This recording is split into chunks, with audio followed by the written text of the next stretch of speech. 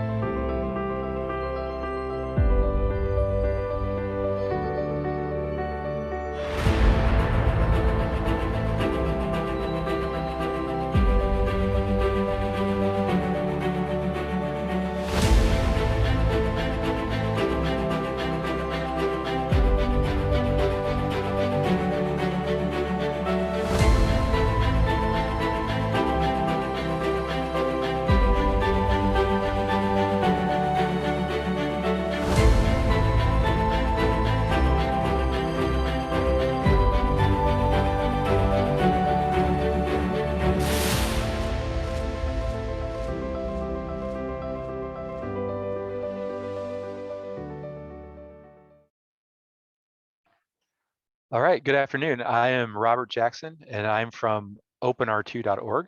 And we also have Steve Lauer with us, who's another member of the team.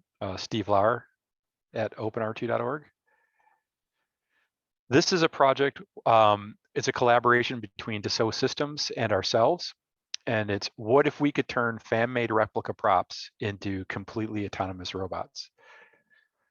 So currently, if you go to any sort of Star Wars convention or Comic-Con or whatnot, you'll probably see quite a few R2-D2s driving around. These are units that were built from screenshots and from looking at the films and taking clips and grabs and maybe using books and photos. And these are mostly remote control units. They're being driven by somebody. There's probably somebody off the side with a remote controller that's driving the unit around. What we're trying to do is we're going back to the original 1976 prop as it was built in 1976, and we want to make an exact replica of that prop, but we want to do it instead of,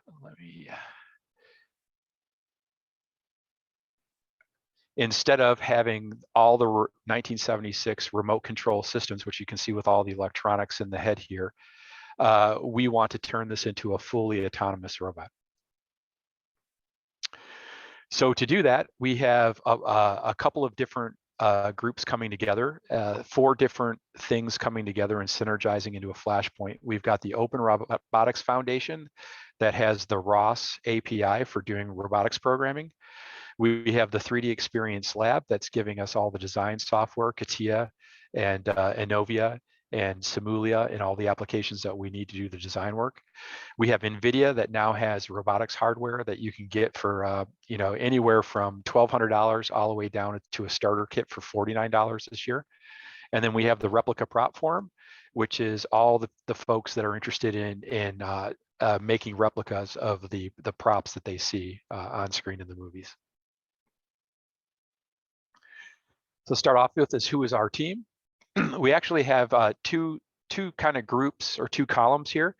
We've got the core members of our team that are doing most of the work on the project on the left here, and then we actually have a group of guys that are actually from the Star Wars franchise or have worked on the original film. David Watling owned the company that made the original R2-D2s in 1976. He's on the team.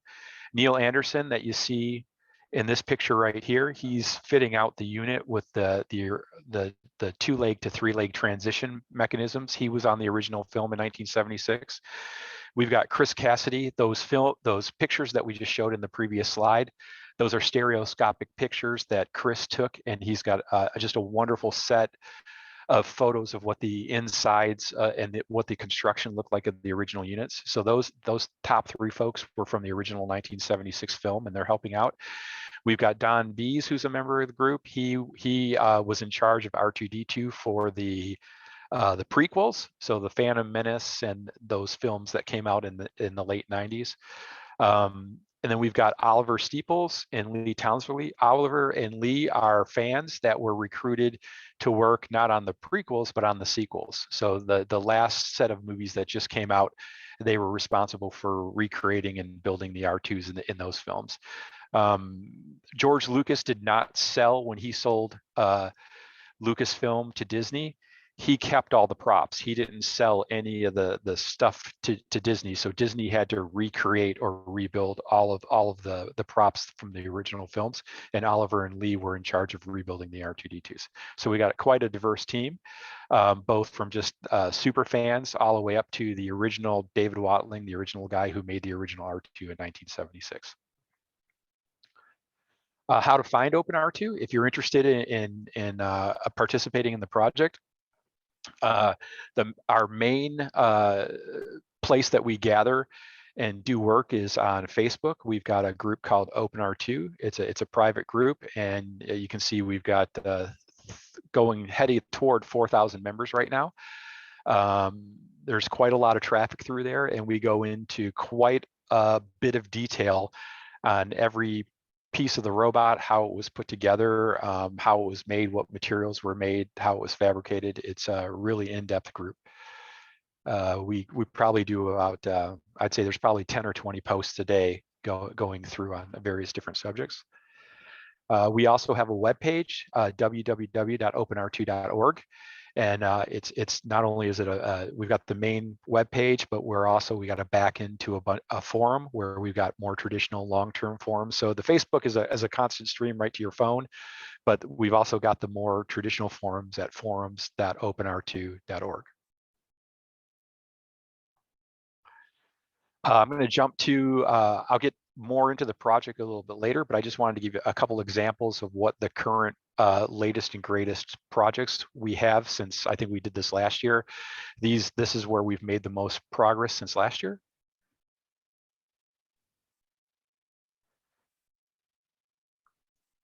So this is R2's head and how we were modeling R2-D2's head. So we've got a modeling schema that we came up with in the 3D experience.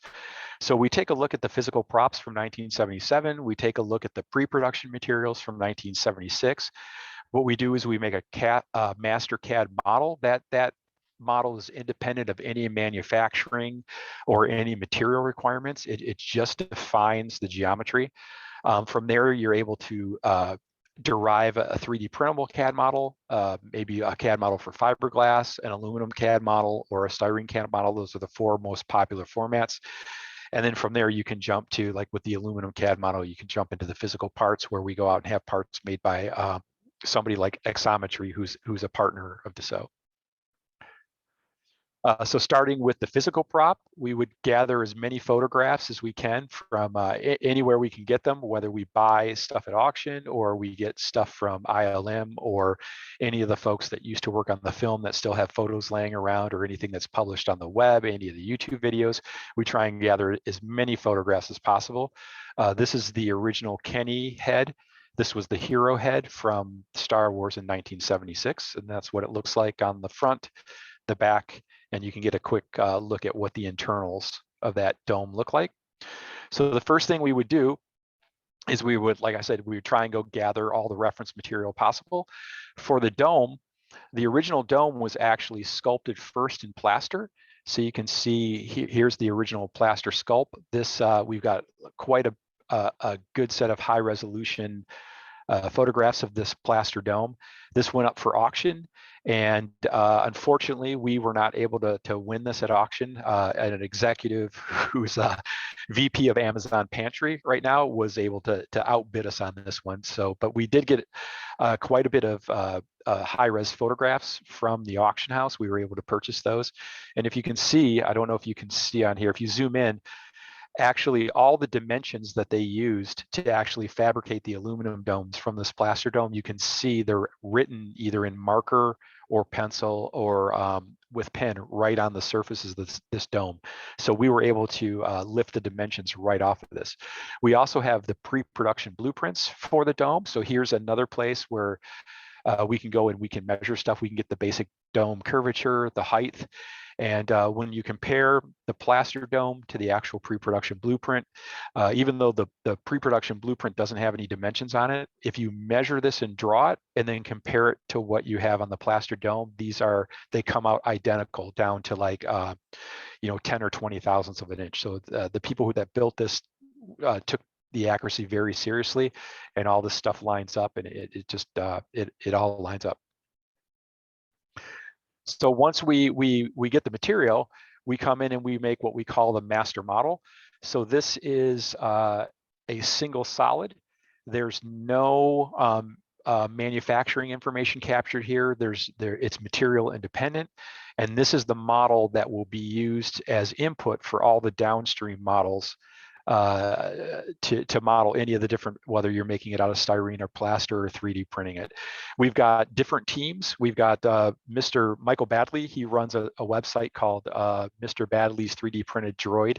He's got about 10,000 members. So what he'll do is he'll take this master model and he'll slice it up and turn it into a 3D printed dome that anybody can print. And he's got in his house all the different most popular 3D printers, and he'll provide people with just a one-step click and go set of STL files for 3D printing. We're focused internally on the aluminum dome, so we'll jump to, here's our model for the aluminum dome. Now we've got the dome broken into individual components. It's 2 layers of aluminum. We've got all the details in here. This is manufacturing dependent. It's spun aluminum, two spun aluminum domes that are welded together. And this is driven, all the geometry is driven by that previous master model. If we want to change any dimensions that aren't specific to being spun or being laser cut or being welded, we would go back to that driving model, change the dimensions there, and all the dimensions here would automatically update. So this is a really, CATIA and 3D Experience are fantastic at being able to do this pipeline where you can start at the top and then become more specific and branch out to the specific users. It's a really great system. And then of course, from that model in the previous slide, we would actually go out and have the dome spun. This is at the SolidWorks, I believe this is 2020. Thanks for the, I saw that on the screen back there, 2020. This is the 2020 convention, and you can see that we've taken that manufacturing model and we've actually had the dome fabricated out of aluminum, the 2 layers, and it's welded together and it's sitting on top its mount. So that's basically the process. Let's see if I can back up here. So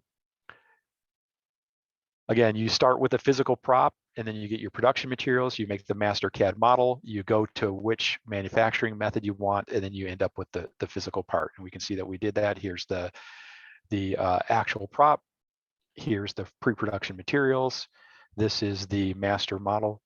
Here's our aluminum dome. And then we end up with the final dome completed. We have a second area of focus that we've really been working hard on this year, and that's R2's body. And same thing, the physical procs to the production materials to the master CAD model, then to the aluminum CAD model, and then the physical parts. So this is a little bit different. In the previous, with R2's head or his dome, they started off with a plaster sculpture, whereas on his body, they actually drew blueprints. So the blueprints are the master, the blueprints are completely dimensioned. If you take these blueprints and you draw them right in CATIA, you will have the bodies as they were made in 1976 exactly. And we've got some people who have access to the original bodies. And these bodies only vary. There was 6 or 7 original bodies made for the film. Those bodies only vary from each other or from these blueprints by a couple thousandths of an inch. It was done extremely well. This body is actually it was reverse engineered to be fabricated on a flat roll. That flat roll was punched in 1976 on what's called a strip-it punch machine, which is a predecessor to a CNC machine. They would have made a blank out of a slab of aluminum with holes in it, and you could use a stylus to hit those holes, and it would punch these holes out very accurately. The person would just walk down the holes and the machine would move to each one of those holes with the correct head on it and punch out these bodies. So it's incredible that they're just a couple thousandths difference from each of the bodies and from the blueprints. It was done extremely well. So here's a video of us starting to get modeled. You can see the blueprint. This is in CATIA, and you can see that we're modeling in 3D right over the blueprint, and you can see how exact the 3D models go right on top of that blueprint.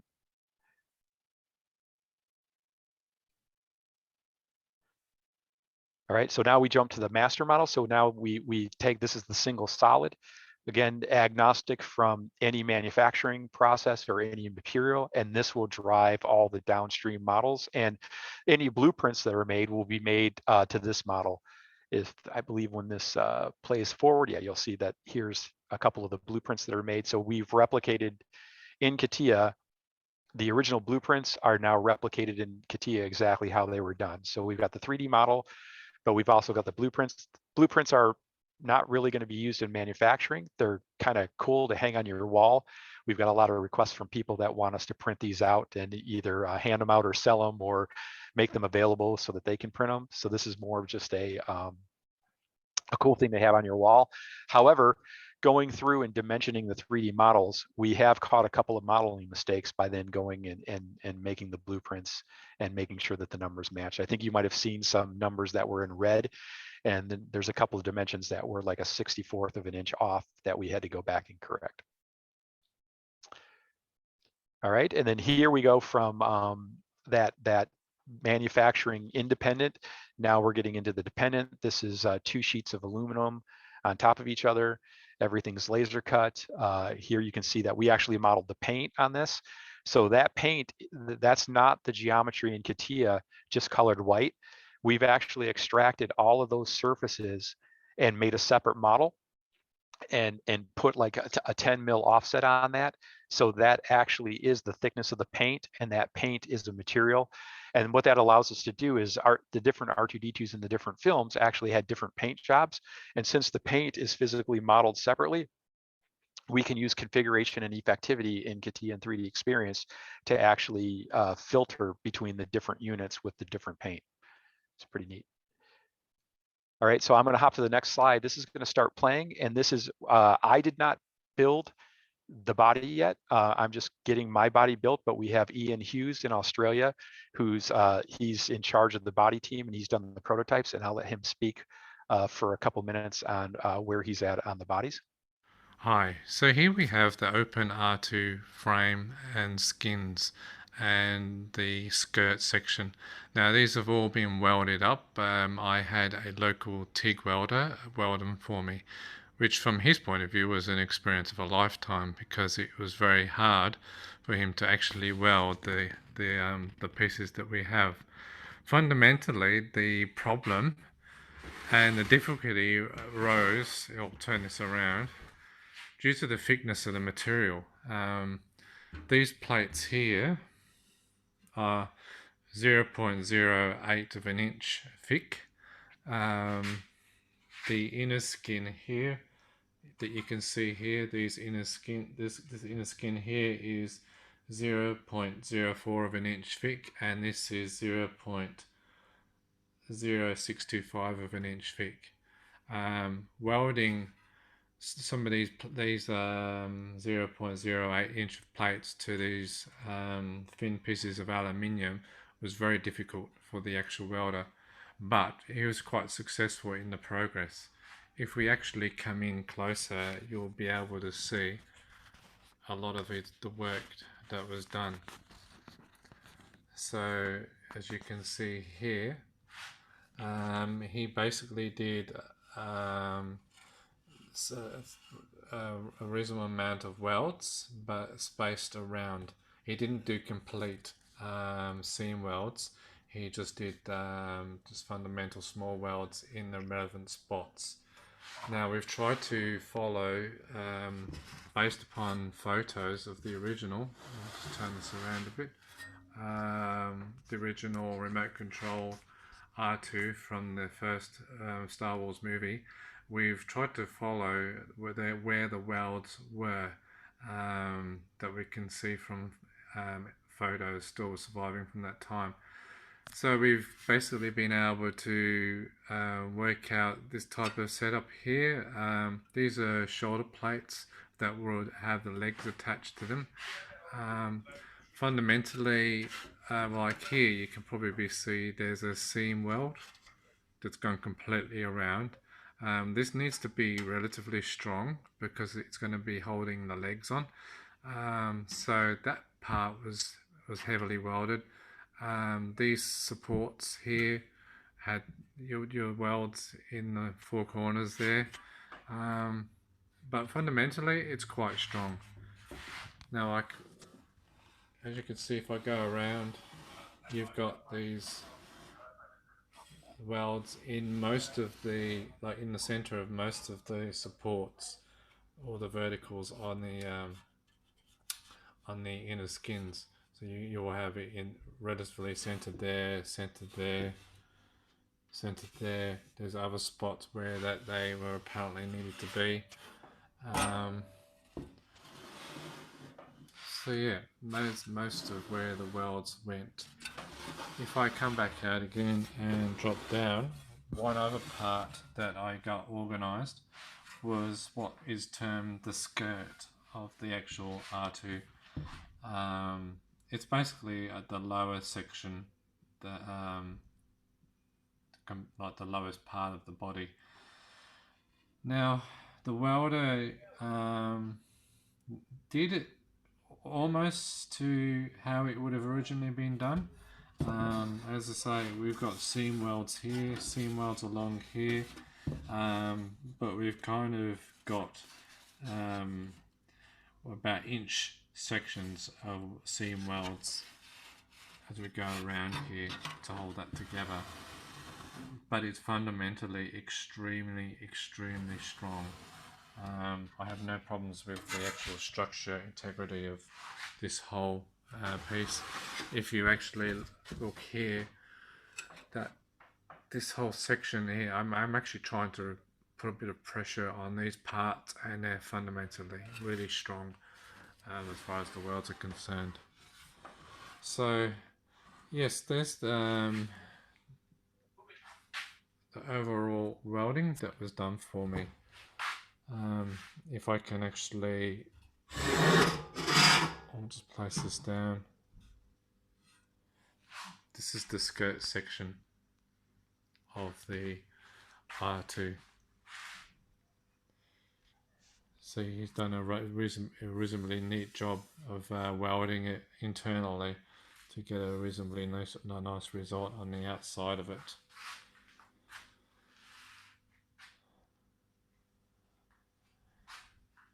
So if I come back up and we kind of look down again from this angle, you can see how that structure, that basically horizontal disc going all the way down, fundamentally makes the body of the frame strong, with the welds equally spaced all around.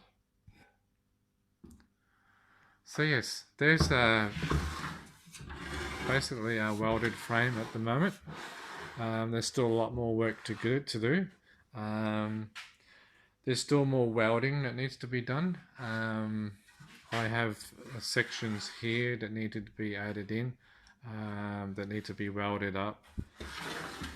There are what are called recess plates in this area that need to be welded in. So those are going to be done later. Same on the other side. There's a section here that needs to be added in. It's basically a flat plate that will be welded onto here and up behind. So there's a little bit more welding to do. But yeah, as a fundamental whole, this has been rather a successful prototype as far as it's concerned. A very successful experiment in seeing how such thin material could be welded together. as is the consideration is the actual chap that did the TIG welding. He's used to welding material that's 4 or 5 times thicker than what we've got here. The biggest risk was always blowing holes in the actual fin, 0.04 of inch in the skins, the fin material. In some spaces he did put some holes in that he had to clean up, but yeah, that was always the worst part of it. Is and the worst difficulty for him is being able to weld such thin material. So there you have it. That's fundamentally the frame and the TIG welding at this point. Um, it's definitely still a work in progress, and we'll see how it goes. All right, so that was Ian giving us a tour through the body. So that this is the first of two videos. The next slide is that this was to do with the welding. So this is the original bodies were built up just like the fuselage of an airplane with stringers and longerons. You can see that, and there's an inner skin that's welded to all the frame, the ribs, and the longerons, and that's where it gets its strength from. That's the main structure.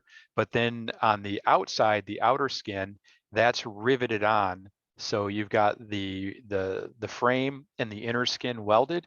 And then we'll jump to the next video where Ian's going to walk us through how he welded the outer skin on in the exact same way that the originals were done. Hi, so here we have an update on the Open R2 skin and frames. Um, the main thing here is I'm working on fitting the outer skin to the inner skin. And the original R2 used a basic rivet system.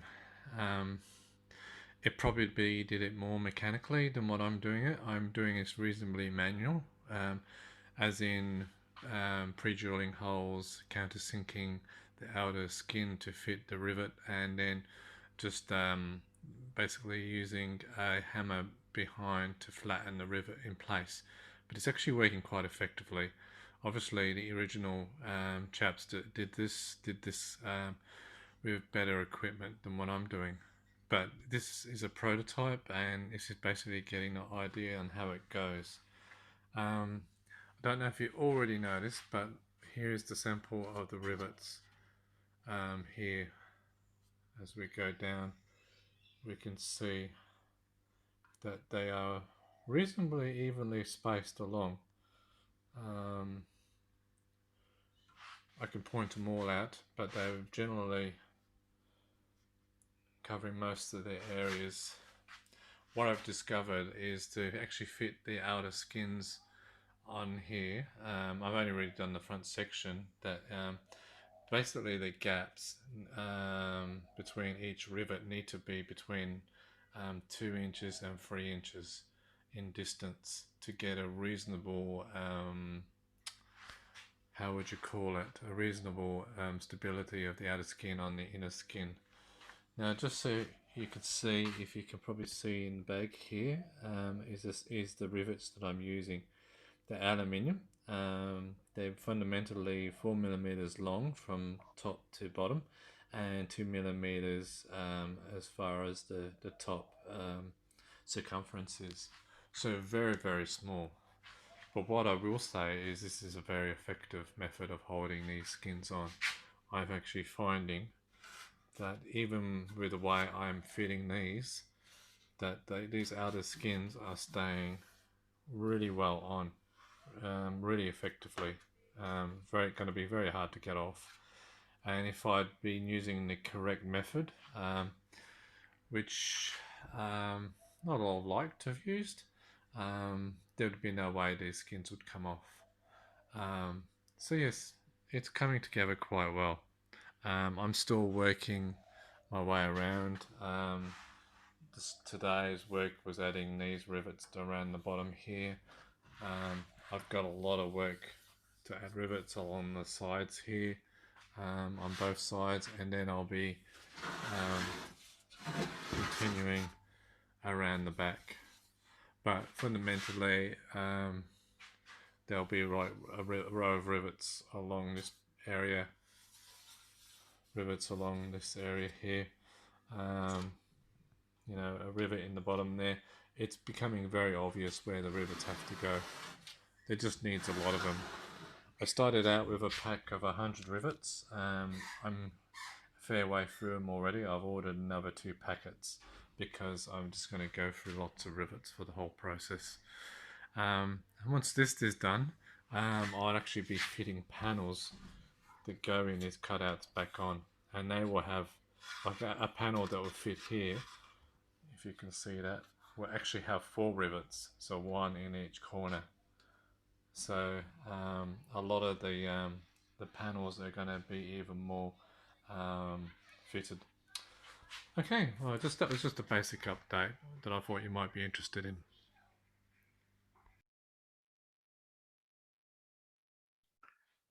All right, so we've had some questions of what is our inspiration. This project got started way back in 1997. One of my first jobs at Silicon Graphics, a company that invented the OpenGL graphics language back in the day. My manager's cube had an R2-D2 life-size cutout in it. So as we were doing OpenGL demos for customers, I was in Detroit at the time, so for GM Chrysler, we would go to their facilities and do demos on the latest graphics hardware and graphics APIs. The subject matter that I would pick was always R2-D2. So I started off just doing it by eye from, I think it was the first Star Wars Visual Dictionary. And through time, I was able to buy some blueprints, and then I was able to buy a dome, and then the original lights and radar eyes, and just more and more items came up for auction over the years. And at this point, I think we have just about some sort of reference material, whether it be the actual part or a blueprint or a drawing for almost every piece on the robot. So that was a project that I was working. I was always involved with Dassault Systems. Dassault Systems had a set up the 3D Experience Lab. I think that was in maybe 2016 or 2017, and they were going after industry disruptors. A couple years later, the maker stuff took off. Community projects became really popular, and I had submitted this project for the original disruption, and I guess 24 months later, they reached out to me and said, hey, this would be a great submission for our new community category in 2018. So here you see, this is Dassault Systems in Vélizy, France, at their headquarters, and they're doing the pitch for my project in front of the company. And down here we have the CEO of Dassault Systems, Bernard Charlet. And after the demo, they took a vote, and Bernard gave it thumbs up, and we were made the offer to become, I think we might have been the first community category in the 3D Experience Lab. One of the things is which fan-made robot replicas do you focus on? Obviously, there was a lot of history with R2-D2, but there's a ton of robot groups out there. There's B9 from Lost in Space, Robbie the Robot, WALL-E, the Terminator, various different decades of Star Wars robots, and most of those are either in dedicated Facebook groups, or there's the sort of the grandfather of all groups is a dedicated website called the Replica Prop Forum. We set up a Facebook page that's a Open R2 group, and you can see that there's just a ton of other groups out there as well. I mentioned earlier Mick Badley's Printed Droid. He's helping us. He'll take our designs and he'll turn them into 3D printed versions of our spec. You can see there's other R2 groups, both big groups that are mostly focused on the remote control stuff. And then you can see that there's a lot of local groups where people have broken into groups, Long Island R2 builders, Southern R2 builders, R2 builders Belgium. So once we decided on R2-D2, We also decided we wanted it to be on the first film, which was in 1977, the first Star Wars movie. That film actually had 7 R2-D2s that were all different configurations. However, only one of the robots was remote control. And you can see that right here. This is unit 3. It's the unit that could go from 2 legs to 3 legs, and it was remote control. So right here, mobile tri-leg to have lowering middle leg, snap open, and then move off remote controlled. We supply RC steering unit, required for location. So that number 3 is the unit that we're focusing on replicating. You'll hear it referred to as unit number 3. You'll hear it referred to as the remote control unit. And for reasons later, you can see in some of the photographs as it looks today, there's a whole bunch of busted rivets on that outer skin that are missing. And you can see all the rivet holes all over it. So folks will often refer to this as old riveting as well.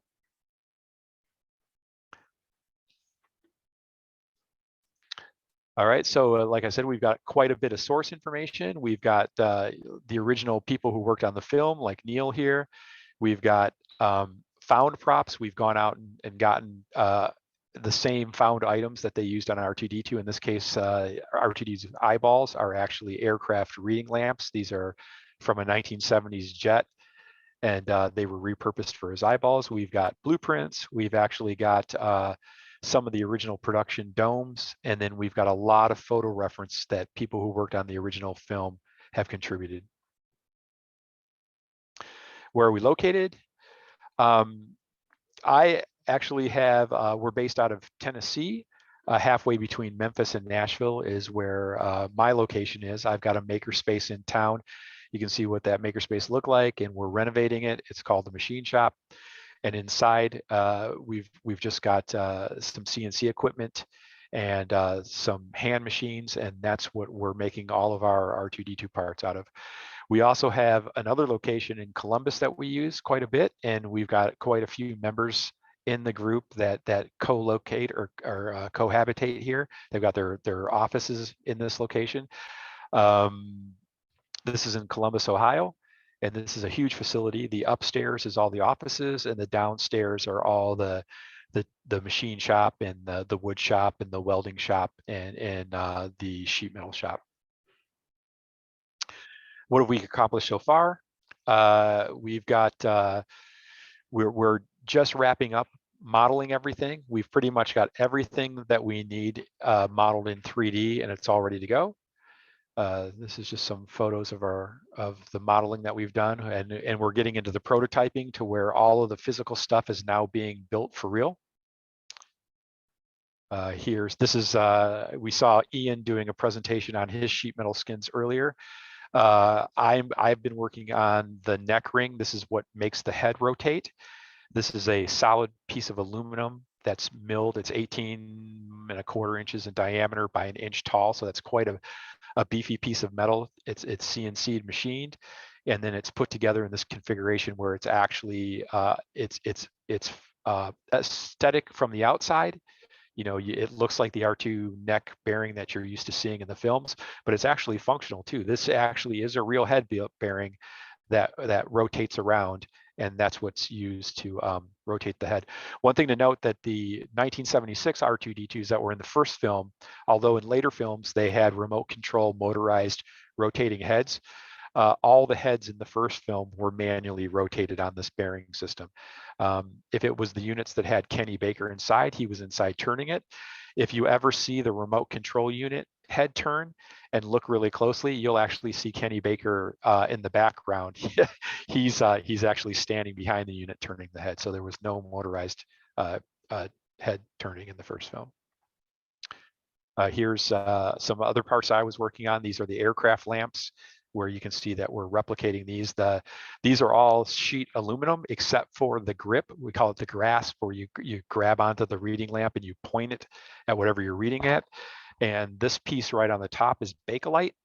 And what we've done is we've been able to 3D print those in plastic.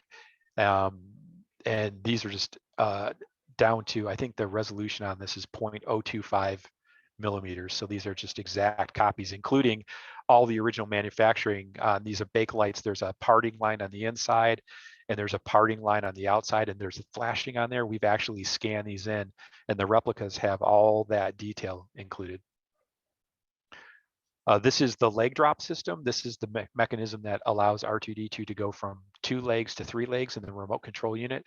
And you can see that we've got both the 3D printed prototypes on here, as well as we're starting to flesh this in with actual components. This is the would be pulled down with springs when it's unlatched, and it goes slamming toward the ground. And once it gets down to the bottom, you can see the braking mechanism. This is a brake that engages and slows that foot down before it slams into the ground. One of the unique features on the first film that is not true of any of the other films other than the first film, R2-D2 and all the other films are just it's rear foot steer. So it's differential drive, which means that the 2 legs on either side, to turn around, you just reverse one wheel and have the other wheel going the opposite direction forward. One leg is driving forward and one is going in reverse. It's traditional differential drive to spin around and steer. In the first movie, both rear wheels only went forward, and there was this steering mechanism in the front foot. So you can see this is a trapezoidal steering mechanism where both of these wheels would turn in parallel with one another, and the droid could turn around very quickly without using the differential steering. So what's next? So as we come to the end of our second year, we're basically done with all of replicating the structure and the geometry, and we've got all the mechanics in, and now we're really transitioning into making him a fully autonomous robot. So as opposed to the R2s that you see at the conventions right now, where there's sort of this idealized average R2 that you see across all the films, this is now the exact RC unit from the first film in every detail. That's coming to a close. And now we're going to go from making what you see at the conventions at being just remote control to actually being an autonomous robot. So here we're just getting started on getting into the robot operating system. So you can see we've got the robot operating system. We're starting to put in the kinematics and the dynamics. We're also working with the Simulia people at Dassault to be able to model this stuff in CATIA and in 3D Experience, and then be able to put it into the ROS simulator and drive all the stuff on a ROS backbone. So like I said earlier, currently right now, we've got the NVIDIA Xavier. For our units, this will be the main control unit that's doing all like the computer vision and all the path planning will be running on this guy. He's quite a beefy compute unit. He's $699. This is a real-time 512 core system with 32 gigs of memory, but that's got 512 cores for $700. From there, when we get down to sort of controlling a group of subsystems, we've got the NVIDIA Xavier NX. This is $399, so half the price of this guy. Only 384 cores, and you can think of him of more like your reflex. This is your brain, this is your reflexes, and then down at the bottom, for $99, we have the NVIDIA Nano 128 core version that will be. So we'll have a sort of a network of these units controlling the robot, and all the source code for this will be open sourced. And you just have to go out and buy these units. You know, if you don't want the open CV, you can still like remote control the different features on these units for much cheaper if that's what you want to do. But we want to make it modular so people can get in and start at the entry level, but then go all the way up to fully autonomous. Since this slide was made, there's actually an entry level unit that's $49 as well. So if you've got some kids at school that want to get started and want to start running our code and maybe get, you know, a head turning or some lights blinking or whatnot, you can actually jump in at $49. One of the two main things that we're really excited to do, we have Neil on our team. Neil is the person who did the original leg drop system. The original leg drop system was done in a hurry. There was supposed to be a second version that corrected the things that weren't quite working right in the first version, but that never got built.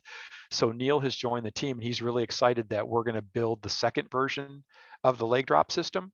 And not only are we going to build it with all the mechanics that he's doing, we're going to work with Dassault to simulate that in Simulia tune all the springs, tune the dampeners, tune the system. But this will also be driven and controlled in real time with the NVIDIA Jetson boards running ROS. So not only will you have the mechanical system, but you'll have a ROS real-time embedded system being a watchdog to this system that can adjust some of these parameters on the fly. So we're really excited about that.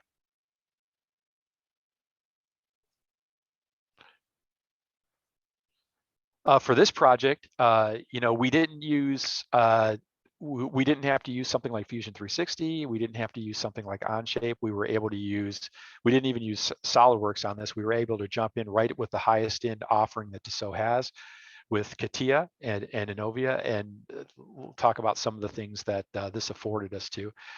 So the first thing that we get is collaborative spaces. So we can have people working in different spaces, very organized. Here we've got the leg drop group, then we've got the body group, and then we got the neck bearing group. If you're in any one of these groups, you can work on your files. None of the other groups can touch your stuff, but they can put your stuff into their group and use it for background information. So this eliminates anybody accidentally erasing or changing or unintentionally modifying anybody else's stuff.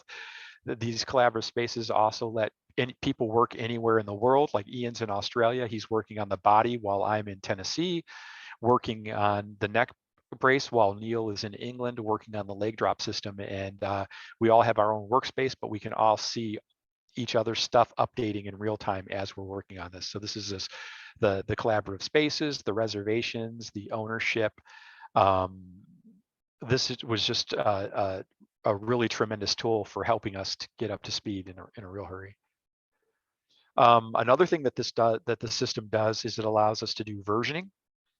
So in the original film, what we can see is there's actually 3 different versions of the neck bearing.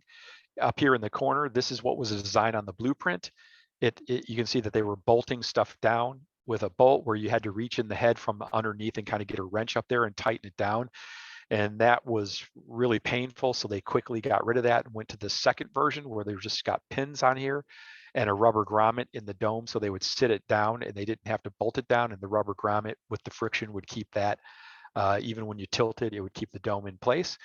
And then later for the units that had Kenny inside, this is still a pretty big, beefy, weighty piece of aluminum. You can see that they drilled out the holes and made a third version. So what CATIA and 3D Experience allows us to do that I don't see really people doing with something like Fusion 360 or Onshape is we're able to do what's called variant management, and we can use effectivity, and we can build up different models.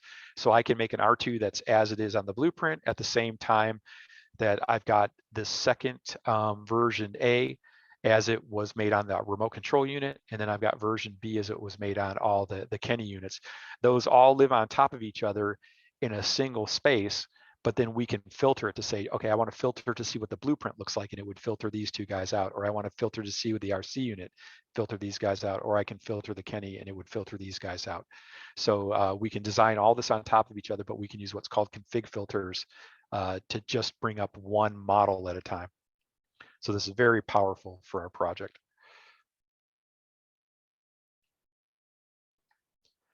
We've also got rigorous change management and design review.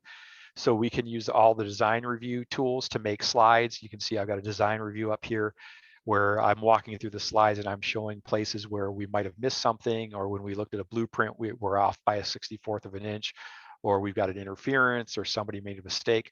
We're doing weekly design reviews, and we can use these tools. And if something's wrong, we can not only version things from A, B, C just because things were different, but we can also do like A.1, A.2, A.3 for just fixing design mistakes or making small design changes as we go along. All that's tracked. It's done with, you use what's called a change action. You can open up a change request. So I can request that this hole, it's a little bit out. I want to move that 1/4 of an inch. I can open up a change request for that. Somebody on our team approves that, makes a change order. Then a change action. A change order can have many change actions. We put a change order on there, and we can actually drag and drop the geometry that we want to do onto the change order in real time. And that change order that goes through the system is linked right back to this. You can just double click on it. CATIA starts, it takes you right to the hole that you're supposed to change. You can change it and then say, okay, this change is complete. When all the changes on a change order are complete, you can close the change order, and then you know you got all your changes done. All those can be assigned to different team members.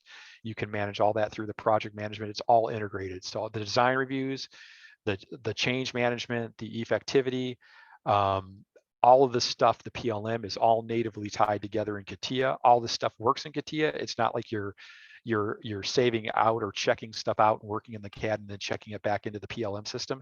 CATIA is the PLM system, and PLM is CATIA with 3D experience. It's just really powerful. What kind of teams do we need? So we've got this is a call to action. We're looking for people to help us out. So we need all different kinds of teams. We need fabricators and designers for all the different subsystems. As we exit year 2 and enter into year 3, we're really ramping up on, we need programmers. We need people with robotics background or interest. We need people who know how to test stuff. We need electrical engineers that can tie the raw system to the actual electronics.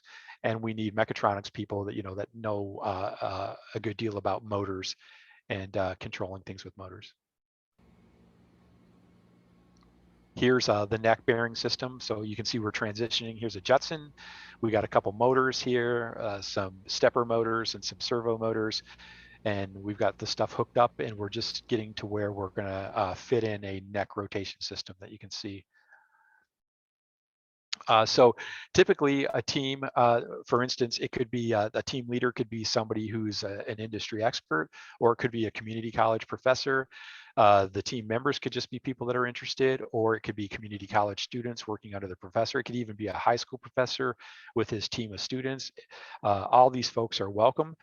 All of these teams will end up getting a Dassault Systems team mentor. So whatever these guys are working on, Dassault will provide a mentor, and they'll always have somebody who they can send an email to or do team sessions, and they can, any problems that they run into or advice or mentorship that they're looking for, they can reach out directly to the Dassault Systems team mentor. That's part of the 3D Experience Lab relationship. What kind of skills do people need? It's all over the place, but I'll just show you. This is what I started when I decided I was going to do this, and we won the project from Dassault Systems. The first thing I did is I went out to edX. I took the Georgia Tech Mechatronics Revolution Fundamentals of Core Concept course. That was, I think, an 8-week course. I took the Hello World ROS from the University of Guelph, and then I took the robotics course from Columbia.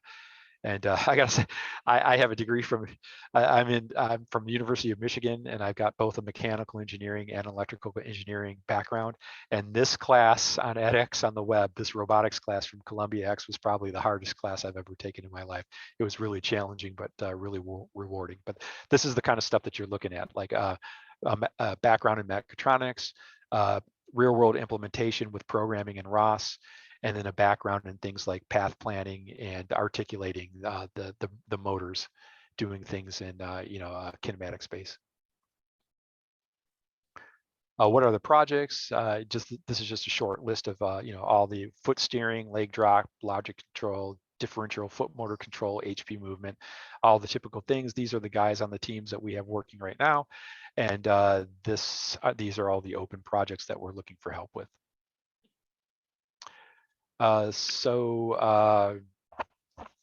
We typically get some questions when we do this. How is this project different from existing replicas that we see at things like Comic-Con or Star Wars Celebration? And again, we've gone after the real R2-D2 from the first movie, an exact replica of that. And instead of being remote control, this is going to be an autonomous robot. Are there found parts on R2-D2s? Yes. We've got basically all those found parts. Those are very hard to come by. People have pretty much gone out and bought all those up. You can't really get a hold of them. If you get a hold of them, they're super expensive. But what we've done is we've gone out and we've laser scanned all those greebles or those found parts, and those are in our database. So if you want to 3D print those or machine them or fabricate them yourself, we have laser scans of all those parts available that you get access to as being on a part of the the project. How can we get access and contribute to the data that's in the cloud database? If you just if you join the project and go to the Facebook page, or send us an email to Robert Jackson at openr2.com, or Steve Lahr, who's on the call, at openr2.com, we can just get us your email address and we can send you an invite to the platform. We've got 200 licenses that we can hand out to people, and that'll get you access to the database and the geometry, and it'll also get you CATIA licenses. So you can download CATIA, install it on your workstation, and you can start working right with our data with CATIA. And it also will get you access to the CATIA training material, so you can go through those exercises if you need to come up to speed on using CATIA. How much does it cost to get the software and hardware? I'm assuming that this is with relations to CATIA and 3D Experience and not the robot. So I think my laptop is what, $1,500. It's a Razer. I think Steve, your laptop's $1,500. And of course, all the software is provided by Dassault as part of the 3D Experience project. So that's all free. Where can we get the structural parts that are necessary to start on the development if we want to do the ROS drivers? You can reach out to us, and we can, like I said, we can get you the STL files that you need to 3D print the parts, or we've got different vendors that provide the aluminum parts, or we can get you to design if you've got access to a makerspace in your own machines. We can just get you the files that will get you on your way for making those yourself. Where did you find the measurements, dimensions, material for this project? I think we covered that earlier, that we've got either original parts that we've scanned, found parts that we've purchased and scanned, or we have the original blueprints along with a lot of original production materials. What is the criteria for joining a team as a team member or team leader? Well, if you're interested, you're in. So just reach out to us and give us your email address and we'll get you set up. What kind of time frame, schedule, or time commitment was the project involved? For us, this is a 5-year project. We've got agreed upon timelines with Dassault where we want to be. Like I said, we're coming to the end of year 2, and that gets us from going from the geometry and the physical build into actually doing the robotic stuff. So we're trying to track on that. But for anybody working or volunteering time or doing it, it's however much time you can afford to give, or however much time you're interested in giving. And what group leader positions are currently unfilled? I think that was the previous slide here. You can come back and look at this slide, and we've got these leader positions unfilled at this point. Okay, one thing to note that I think Dassault has just announced that they've got a new SolidWorks for Makers package. And I think that this is available now, so anybody can get their own personal copy of SolidWorks and get connected to 3D Experience. I'm not sure how it works, but I believe if you get your own 3D Experience in SolidWorks and you're working in SolidWorks, I think that we can open up our data to you, and you can read and write your data into your space, but we can create some sort of share between those different what we call tenants. And you can work in your tenant, but then you can work in our tenant as well. And we can share stuff back and forth. Okay, so it looks like here that it's, SolidWorks, I often say SolidWorks is sort of the top of the mid-level, before you get to something like CATIA. SolidWorks is that top tier right below CATIA. And it's just incredible to getting started now at $99 a year. So even if you go to the SolidWorks route, you'll be able to share the data with us. You can read our data. We'll be able to share your data from the 3D design. Both of those feed into 3D Experience. But at the same time, your 3D Experience side of the fence is exactly the same as ours. So if you're looking at change actions or project management or issues or tasks that are assigned on the PLM side, you even underneath this package, you get exactly the same stuff that we're using, just a different geometry engine. And then here's a little bit about that package. And here's a link to solidworks.com/maker if you're interested in signing up for that or getting access to that. That's where you can go to get started. And that's pretty much it. That's what we've got today.